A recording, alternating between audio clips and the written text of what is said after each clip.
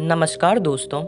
एक बार गौतम बुद्ध अपने कुछ शिष्यों के साथ एक राज्य में प्रवचन देने के लिए गए थे। उस राज्य में गौतम बुद्ध के चाहने वालों से ज़्यादा बुद्ध के विरोधी थे। राज्य में एक बहुत बड़ी प्रवचन सभा का आयोजन किया गया। यहाँ तक कि जिसने प्रवचन सभा का आयोजन किया था वह भी गौतम बुद्ध का एक बड़ा विरोधी ही था। सभा का आयोजन राजा के महल में हुआ था, इसलिए राज्य के सभी मुख्य लोग भी उस सभा में उपस्थित थे।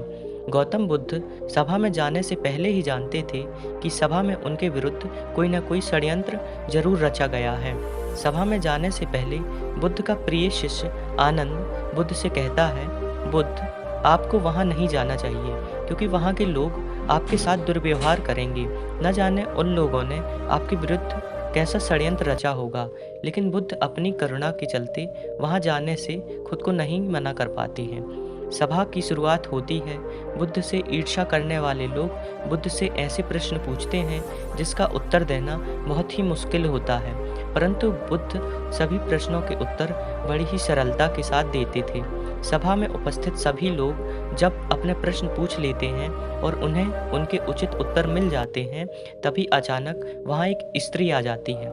स्त्री बुद्ध से कहती है, आप ध्यान की बातें करते हैं, ज्ञान की बातें करते हैं, आप सत्य के मार्ग पर चलने की बातें करते हैं और आप लोगों को सत्य के मार्ग पर चलाने की जिम्मेदारी लेते हैं, लेकिन आपके भीतर थोड़ा सा भी दया नहीं है।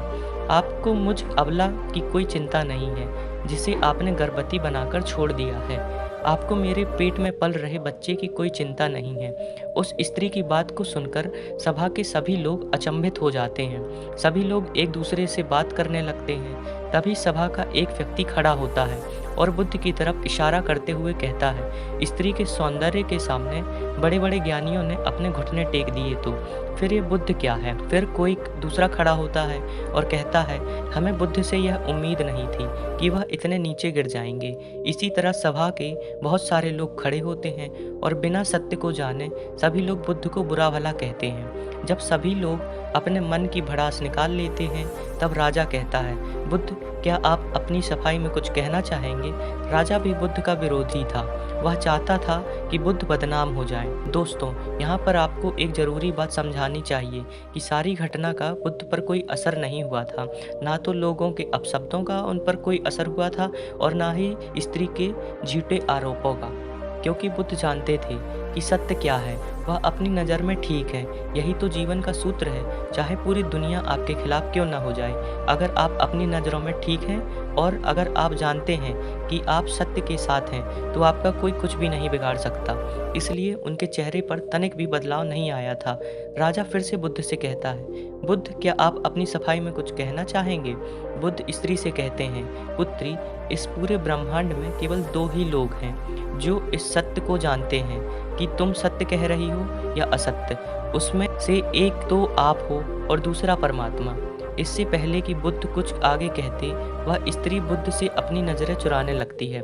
दोस्तों, असत्य का सहारा लेने से यही होता है कि आप अपने भीतर डर का बीज बो रहे हैं। उस सभा का एक व्यक्ति उस स्त्री से कहता है, तुमने बड़ी बात कही है। अगर यह बात गलत साबित हो गई तो तुम जानती हो क्या होगा, तुम्हें क्या दंड दिया जाएगा। उस व्यक्ति की बात को सुनकर उस स्त्री के हाथ पैर कांपने लगते हैं और वहाँ से वह तेजी के साथ भागने लगती है।